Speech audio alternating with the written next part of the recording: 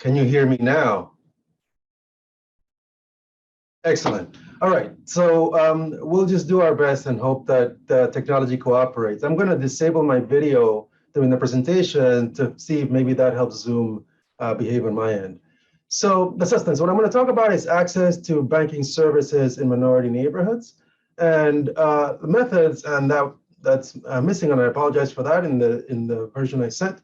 We're going to talk about the importance of approaching the large-scale data that are available now to answer these kinds of questions, the importance of approaching those data from the perspective of a field worker. So very briefly, I'm going to talk about what's motivating this project on access to banking in minority neighborhoods, banking services. I'm going to discuss our approach and data, and those two will take up the most of our conversation. I'm going to discuss the findings. They're actually very straightforward descripting findings, even though they were actually a little surprising both to me and others, and then explain discuss some ongoing work that we're trying to use to explain those findings. Next slide. So the motivation is something I'm just going to assert, especially given this particular crowd, including Pat Sharkey and others. I don't think it requires a lot of argument. I'm just going to assert that neighborhood conditions matter, that they have an impact on subjective well-being, physical health, earnings, college attendance, childbearing, marriage, or mobility, and a lot of other conditions. There's abundant evidence at this point that this is the case, at least some of the time for some populations.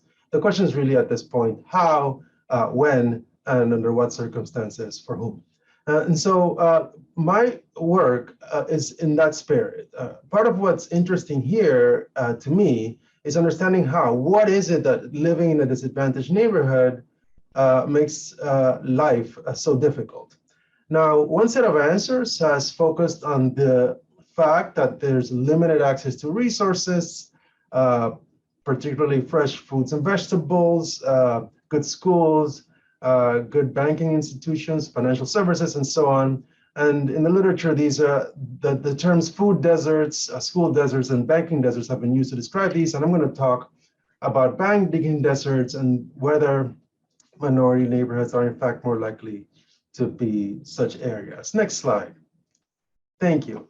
So access to banking is important for a number of reasons. First, for mobility, educational loans, business loans, building credit, for well-being, for mortgages, home equity, emergency funds, cashing checks, transfers, remittances, credit, you name it. We basically, to function in society today, need access to banking. I don't think that's that controversial. And next slide. But what may not be so obvious is that access to banking is actually still affected by neighborhoods, even in the internet age. And everything I'm going to say, by the way, from here on is current as of 2019, just before COVID started. I'm not sure how COVID changed things, and we can talk about that if you're interested. So number one, brick and mortar, it turns out, persists. So over the last 20, 30 years, of course, we've all gone online. And as a result, the overall level of physical banks has declined overall. But what's interesting is over the last 10 years, after the iPhone, after Samsung, after you name it, banks invested in 17,000 new physical branches. And if you ask why, it turns out there's a number of reasons. First, customers. The Federal Reserve Bank has been asking people about the most important reasons they turn to the institutions they do for banking, and 44% have reported location, and it's been the single most important factor by far consistently over this period. Second has to do with practice. Turns out that a majority of people in current survey data still use a branch physically and speak to a physical teller in person spoke at least once to a person over the previous year. And then it turns out this is the most common way of accessing banks. Third, disputes, closing accounts, some kinds of loans require physical presence, not everywhere, but still require physical presence or require showing a physical ID. And finally, banks want them. It turns out it's a lot easier for a teller in person to sell you a product after a transaction than for an ATM to do so. Okay, next slide. Turns out also that proximity matters, or at least appeared to matter. This is from a study by Goodstein and Ryan using national current population survey data. They found in 2017 that having no bank within either 3 miles or 5 miles of your residence increased the probability that you had no bank account. About 7% of the population had no bank account. And this association, it turns out, was strongest for low-income neighborhoods. So being physically close to a bank actually still matters for many populations, particularly the ones we care about in the context of neighborhood effects. Okay, next question, next slide. Okay, now, in spite of this, there are two important reasons where the idea of a banking desert is imperfect. And this is part of why thinking about these questions as a field worker matters. So the idea of a banking desert implies an area, right? Sort of a barren area, a desert, an area where you just can't get the resources you need. They're not accessible. But it turns out accessibility is not actually a function of the area so much as ease of access. And I'll describe that in the next slide. So this is how a lot of people, actually including me in a paper published, actually while I was at Princeton with Monica McDermott many years ago, I used to study this question of banking deserts, food deserts, et cetera. So you take a city that's divided into zip codes. So this fictive city has 3 zip codes. And then you just literally count the number of establishments in your zip code. And so in this example, zip code number 3 has a bunch. Zip code number 2 has some, so it's not quite a desert. Zip code number 1 has none, and it's essentially a total banking desert. But in real life, and we can go to the next slide, imagine 2 houses, 2 places where people live, and they're trying to find a bank. In the context of how people actually experience where we live, we don't actually operate in light of zip codes, except to get the mail, which is, of course, what the zip code is. We just operate in cities. And so if you compare these 2 houses, it turns out that the one in the supposed banking desert is actually closer, and then you can see that in the next slide. It's again, next slide. It's actually closer to the nearest bank than the one that was in supposed near or not quite a food banking desert. Moreover, thank you so much, you read my mind, cities actually have an infrastructure. So if you look at this map for a second, suppose that you're in that focal house right there, and you're trying to get to a bank. If you wanted to get to that bank all the way down there on the left, you would probably get on that train, and if it's an express train, you can literally take it all the way down there. Actually faster than if you had to take that train south, stop, wait for the bus going east, and then take the bus east going to what is physically your nearest bank. So it's not just that what's nearest to you may be poorly captured by the zip code. It's also that the way we actually live responds to a physical infrastructure that makes things accessible or not accessible depending on the nature of the infrastructure in our city. So if you go to the next slide. So this is actually not a canned or manufactured example. So while I was at Princeton, I lived in New York and I lived in Harlem in an apartment right where that little house is. And I first moved there in 2001. Now, what's interesting about that is if you remember the 90s, right around that time, shortly before I moved there, where that star is, a new supermarket opened up with great fanfare. And the idea and the headlines were, Harlem is no longer food desert, and there's all of this discussion. And that particular supermarket was, in fact, my nearest supermarket as the crow flies. In the 5 years I lived there, I never once went to that supermarket, not a single time. And the reason is, if you know Manhattan, so that supermarket is right on 125th Street.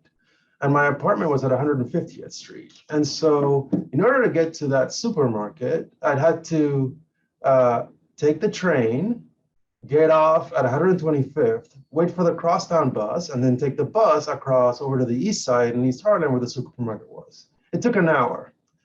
In fact, we used to joke that no matter where you go on the east side, it always takes an hour to go to the east side. And as a result, I never went there. But what's interesting is because I live near the A, B, C, D, 1 and 9 trains, I could get on an express train from near my apartment at 145th, and in 20 minutes, be all the way down to Columbus Circle. And in 25 minutes, 28 minutes, be all the way down to Chinatown. So I actually shopped for groceries far more often in Chinatown than I did in Harlem.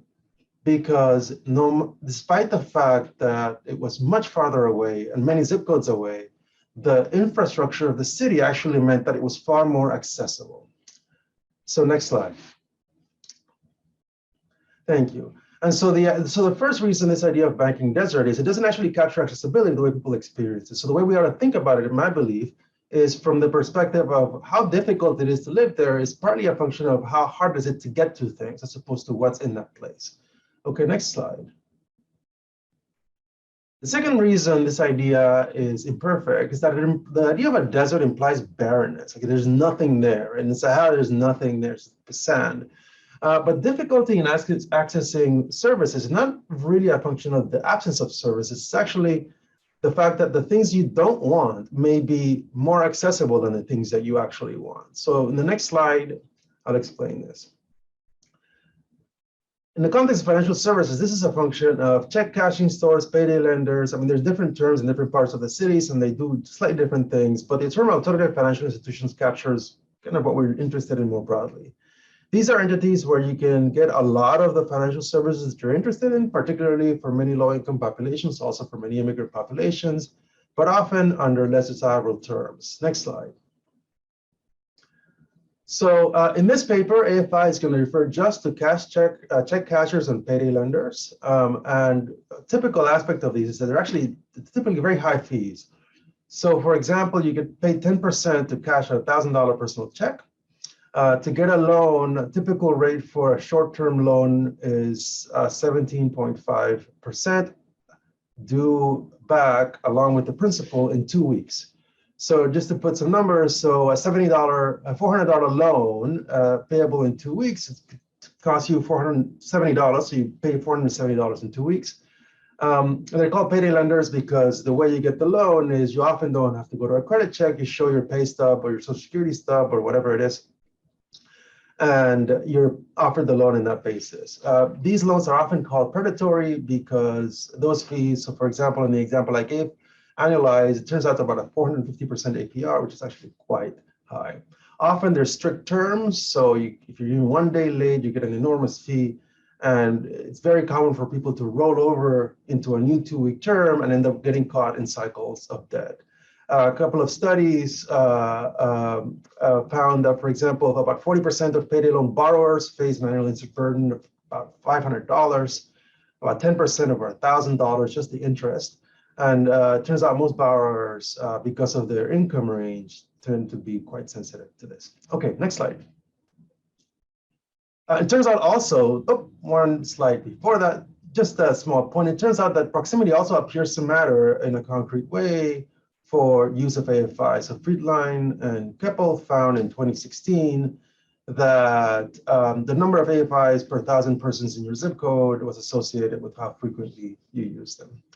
Okay, next slide. Next slide. So if we go back to our map, the idea is not just to figuring out where the sort of desirable, at least in theory, desirable entities are, but actually to see whether their accessibility is actually worse than the accessibility of things that you don't want to get to. And so next slide, that is actually how we're going to approach the question. Rather than asking, are minority neighborhoods more likely to be banking deserts, we're going to ask is the probability that the nearest, and nearest here means nearest in time, not in space, AFI is closer than the nearest bank, actually higher in minority neighborhoods. That's it. That's the question. It's a descriptive question, and I'm going to give you the answer. Next slide. We're going to give you the answer by taking the 19 of the largest cities in the country, and for every single block in the city, calculating the number of minutes it takes to walk, drive, or take public transit from the middle of the block to the nearest AFI versus the nearest bank, and comparing them and to see whether that ratio is different in minority neighborhoods. Next slide. So the data. It turns out this question, which made sense to us once conceived, it's kind of hard to answer, but we answered it. So the first thing we did was we got data from the Google Maps database. Next slide. It turns out that this is the second major reason why approaching big data from the perspective of a field worker is important, not just in terms of the questions you ask and how you approach the questions, but how much you trust the data. So Google Maps, if I'd given this talk actually about 20 years ago or 15 years ago when I first wrote that paper with Monica McDermott, I would say they are demonstrably terrible data for answering this question, even though already people were using these data in a lot of creative ways. And we know that because a team of researchers, Stacy Lindau and others at the University of Chicago, did an asset mapping study. And so what they did is they hired both professional researchers and also residents of the neighborhood. This is in the south side of Chicago, although they've done it in many other places, but they started in the south side of Chicago, just south of the University of Chicago, where Lindau works, to map the assets available in that context. And she's a physician and interested in health-related issues, but they sort of did a broader mapping of sort of community health, if you want to think of it that way. And essentially what they did is they just went out and mapped everything in every single block, recorded everything that was there, and they compared the results to what you saw on Google. And what they found, and they've done a number of studies, and I think those are in the next slide. Yeah, they found the results extremely inaccurate. So one set of results stand out sort of factoid, close to, not quite, but there was close to a 50% error rate, both of commission and of omission. So about half of what the field workers found was literally not on Google. And about half of what Google said was there was actually not there or not what it was supposed to be. In other words, misclassified. And so the data were actually terrible. But it turns out that I think today, Google has the best data for answering this question, actually far better than even administrative data directly from the US government. Next slide. And by the way, what I just told you, I did say in several talks about 10 years ago, which is how this project got started. Number one, so at this point, so Google, the way it works is Google Maps begins with private and administrative. By the way, just to clarify, I'm referring to Google Maps, the database, not Google Maps, the software that you have on your phone telling you where to go. So we're talking right now just about the database. In other words, the data that software you see on your phone pulls to produce, how fast your nearest bank is for you. So this is official, and the Google begins with official and private administrative data. And those data are great, except they're going to have all of the problems that official data are going to have: misclassification, people don't file, people are trying to hide from the US government, blah, blah, blah, blah, blah.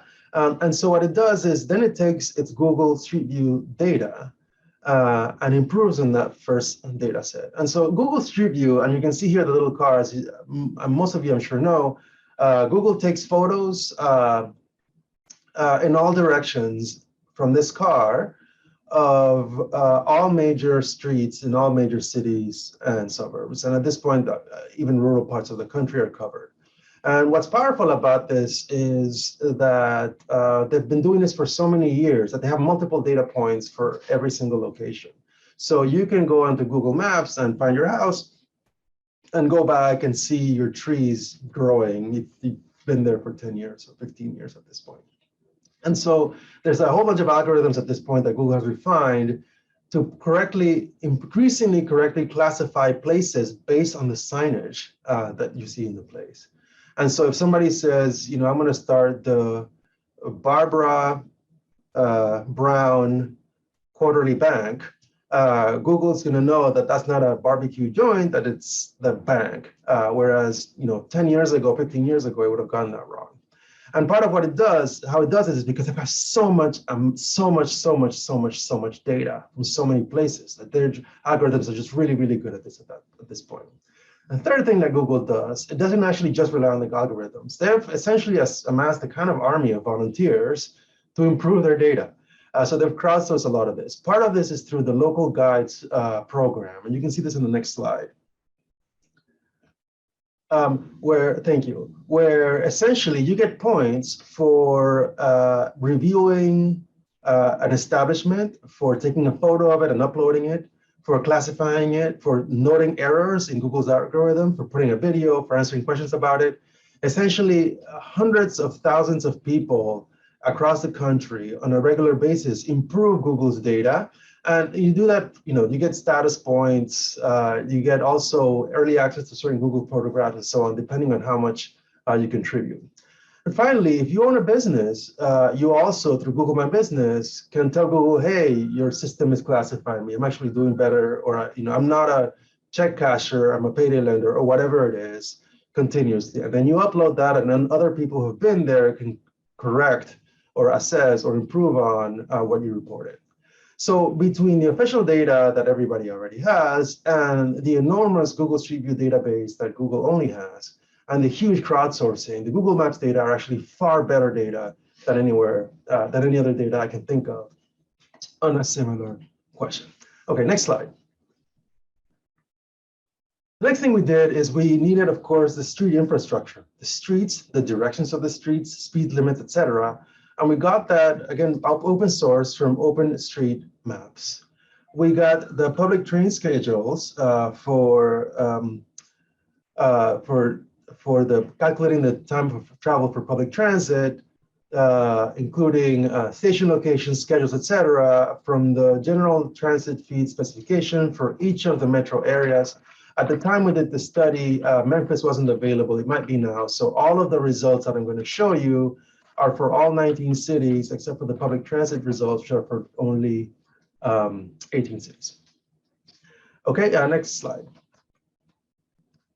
And if you're curious, we used Graph-Hopper to calculate car and foot travel times and OpenTripPlanner to calculate public transit times. Okay, so this is how it works. So everybody here knows the census divides the country into states, states into counties, counties into tracts, tracts into block groups, blocks into blocks. So imagine this block group, this block within this block group. Next slide. So the way our algorithm worked, first, we identified the physical center of the block. It's called the centroid. And then we identified the 10 closest banks, and then separately AFIs, as the crow flies. This is not 10, this is just to give you a representation. Next slide. And so you would want to say that the nearest one is this one. But obviously, we don't travel the streets the way the crow flies through the air. You know, there are buildings there, there's a street, you can't walk on the roofs of many buildings in order to get to your bank. And so in this context, next slide, what we calculated is this. This would be the calculation of the travel time, for example, by foot, say 3 minutes. But it could be, next slide, that to calculate travel times by car, you're faced with the fact that there are 3 one-way streets going in the other direction. And if that's the case, it may be that that is actually no longer the closest one by travel time. Next slide. Again, next slide. Or, you know, even if you're calculating foot traffic, there could be a huge wall, a ravine, whatever it is that actually makes it take much longer, again, in time to get to that presumed closest one than to get to another institution. Next slide. And so again, in this example, if you go traveling by car, it turns out that this one is the fastest one, because even though it's not the closest one, it only takes 4 minutes to drive there, whereas to get to that closer one would take longer to drive to. So that is how sort of we process the data. We essentially, for every entity, for each separate mode of transportation, we calculated the number of minutes it would take to get there. Next slide. So once we got that statistic, in this case, 4 minutes, we calculated it for that figure, we calculated it for the full block group. Next slide. And then, you know, averaged it across all of the blocks in the block group and got a block group statistic of, 4.5 minutes. We did this for about 22,000 block groups for all of the blocks, aggregated into about 20,000 block groups in the 19 cities. Okay, next slide. Finally, we got neighborhood characteristics from the US Census. Oh, so we got the Google Maps data for 2016, 2017, December, January, and of course, the neighborhood characteristics from the 2015 ACS. Okay, next slide. Okay, findings. So here is the number of minutes it takes to walk, take public transit, or drive to the nearest bank or the nearest AFI in 19 of the largest cities in the country. There are far more banks than AFIs. As a result, not surprisingly, it takes less time to get to the average bank or to a bank in the average block group. About 12 minutes by foot to a bank, about 11 by public transit, and about 2 minutes by car. For AFIs, it's more like 25 minutes by foot and so on. Okay, next slide. Now, if we start looking at the question we're interested, here's a sort of first rough cut, which demonstrates the high degree of inequality. If you just look at the proportion of block groups for which the AFI is more accessible, for block groups that are at least 50% Black, you'll see that even though there are far more banks on average, for almost between 40 and 40% of the time, the AFI is actually more accessible. Again, not necessarily more physically closer, just faster to get to. For predominantly Latina Black groups, about between 35 and 38%, and for predominantly white nation Black groups, it's actually quite uncommon, less than 10% of the time. Next slide. But obviously, there's a whole bunch of issues that could be masked by these broad statistics. And so what we're going to do is we're going to estimate a very simple descriptive model. It's a two-level hierarchical generalized linear model with logit link, where the natural log of the odds that the time to the nearest AFI is less than the time to the nearest bank over 1 minus that figure is assumed to be a linear function of some covariates. Next slide. And so it's a very simple model. Again, this is a descriptive model. Essentially, what we're trying to do is understand what's happening in the average neighborhood after adjusting for the things that might mask what we think we're observing.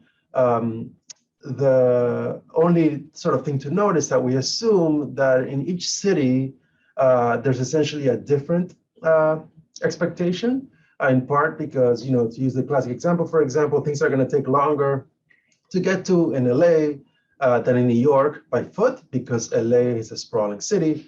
It could be that in LA versus New York, the car versus foot difference is greater, et cetera. And so we're going to assume that the conditions on average are different in each city, but that's net of that, the associations among the relationships between the predictors and the outcome is essentially the same. And we're going to model that city difference as a random effect. Okay, next slide. So the covariates, obviously a proportion of the block group of each race, proportion poor. We accounted also for proportion population density, proportion foreign born, unemployment, college education, proportion homeowner. In addition, for some structural conditions, the housing density, the space, the vacancy rates, how recent the housing stock was, and commercial density. Which here is an indicator of a large set of commercial establishments we downloaded from the Google Maps database per 1,000 residents. Okay, next slide. Okay, here are the results. I'm going to just walk you through this pretty quickly because I can show you graphically in a more interpretable way the results. So here I'm going to direct your attention to essentially to the top row. So model 1 is just the model with the proportion raised. Model 2 adds proportion poor. Model 3 adds the foreign born and population density. Model 4, most other covariates except for commercial density, and model 5 adds commercial density. And as you can see, the association with proportion Black doesn't actually change. It drops, as you would expect, but remains quite robust and statistically significant. And that's a 0.0171 impact of a 1 percentage point increase in proportion Black on the log of the odds that the nearest AFI is closer. And I'm going to give you an interpretable figure in a minute. For proportion Latino, again, by foot, it's a very similar story. For public transit, a similar story. For car travel, for proportion African American, similar story. For proportion Latino, actually, the effect disappears after controls. It turns out that's interesting, and for reasons I don't completely understand yet. Okay, to make this a little easier to read, next slide. So what I'm going to show you is the predicted probability that the AFI is faster to get to than the nearest bank for a neighborhood at the grand mean of all variables, except that the poverty rate we will specify to be either 10% for low or 50% for high. Turns out it doesn't matter, as you'll see much, how you tweak these. You're going to get the same story, as will be very clear in a minute. And we're going to specify the racial composition at 10%, 30%, 50%, or 70%, or 90% for each group. And so what we did is, so just to give you a quick example, in the proportion Black figure, you're going to see we specify the racial composition of the neighborhood as 10, 30, 50, 79% Black. And then what we did for the rest of the racial composition of the block group to produce the estimates is, it turns out on our sample, the average block group was about 8% Asian, 2% other. And so what we did is we took the difference between the focal percentage and 100, subtracted that 10%, composed of 8% Asian and 2% other, and then split the difference between the other two major groups. So for a neighborhood that's 10% Black, it's going to be 8% Asian, 2% other. And then for the remaining 80%, those will be 40% white, 40% Latino. And then we did this for all of the groups. It turns out you can do other things. This was simple enough and elegant enough. And it turns out, as you'll see, it doesn't make much difference. OK, next slide. OK, so here are the findings for travel by foot. So on the left, you see what happens. So the dotted lines are the unadjusted figures, and the dotted lines are the adjusted figures. And this is just the predicted probability that the AFI is faster to get to by the racial composition and poverty level of the block group. Confidence intervals are, of course, in the shaded areas. As you can see, as the percent white increases, regardless of whether the neighborhood is high poverty, as in the top panel, or low poverty, as in the bottom panel, the proportion white lowers the probability that the AFI is faster to get to, after adjusting for everything else. This is for travel by foot. 4% Black, what's striking is the unadjusted figure is what you would expect, that as the proportion Black increases, the probability that the AFI is closer goes up. But what's striking is that adjusting for everything you saw in those regression makes very little difference. In home ownership, all of the things you think AFIs and banks would pay attention to, unemployment or all of that stuff, we accounted for all of that and barely moved the needle. For percent Latino, there was actually more of what you would expect, a strong attenuation of the effect for travel by foot after you adjust for all of the covariates. OK, next slide. For travel by public transit, as you can see, the story is actually quite similar. Next slide. For travel by car, the study is similar, although finally adjustments make some difference for at least the Black and white columns. And as you can see there, this is what we saw in the first set of results on the table. For proportional Latino effect, essentially there's no effect after you adjust for covariates. And again, I'm using the word effect loosely. I really mean association. OK, next slide. These findings are robust to everything we could think of and all of our reviewers could think of. This paper is now out. So average income, poverty rate, we separate the cities that restrict AFIs from others. If we take California and Texas, which account for a large proportion of the largest cities in the country, if you remove those cities, same thing. If we play around a little bit with the reliability of ACS estimates, so we discount, for example, places where the numbers are so low that we're not quite confident in the ACS, you end up seeing the same results no matter what you do. And by same, I mean the very strong proportion African-American impact on the probability that the AFI is closer. In addition, I'm not going to show you this here in the interest of time, but this association is actually driven more by AFIs than banks, which is also not something I expected. Meaning if you separate out the results and you just look at the number of minutes it takes to get to the nearest bank versus the bank by itself, and separately the number of minutes it takes to get to the nearest AFI, what you see is that in the first set of results, there's the strong, very strong racial gradient that we saw earlier, but by the time you account for everything else, there's actually no racial gradient. So this is actually not the banks eschewing African Americans, at least after you account for all of the things that we can observe that you would think would make a difference. But for AFIs, we can't make the effect go away. Next slide. So I'm just going to show you this very briefly. So we first sent this to one of the general science journals, and the editor, who was not a sociologist or economist or political scientist or psychologist, said, well, this is all obvious. It's just the market. Blacks just prefer AFIs, and that's what you're seeing here. And so we're like, well, I guess. And so he didn't send it out for review. And so we did the following. It's like, okay, what happens if you look at a neighborhood that is if you compare white and poor neighbors, but are at the extremes of what you would expect. So if you, assuming that banks, that AFIs are specifically targeting people who are unemployed, et cetera, who are going to have needs to pay exorbitant APRs because they need money on the spot, and assuming that if you went to college, you likely needed a college loan, and if you own a home, you likely needed a mortgage, and therefore you're likely to patronize a bank. What happens if you compare the neighborhoods that are very white but non-affluent by multiple measures? So 50% poor, high unemployment, low college education, low home ownership, and you compare them to neighborhoods that are high minority, but low poverty, low unemployment, very educated, very high home ownership. And here's what you see. Next slide. So on the left are the white neighborhoods with those characteristics I just noted, and on the right are the minority neighborhoods with those other affluent characteristics I just noted. And so as you can see, the probability that the nearest AFI is closer is actually still higher in the majority Black and the majority Latinos that are affluent, college educated, et cetera, than in the white neighborhoods that are unemployed, low renters, et cetera.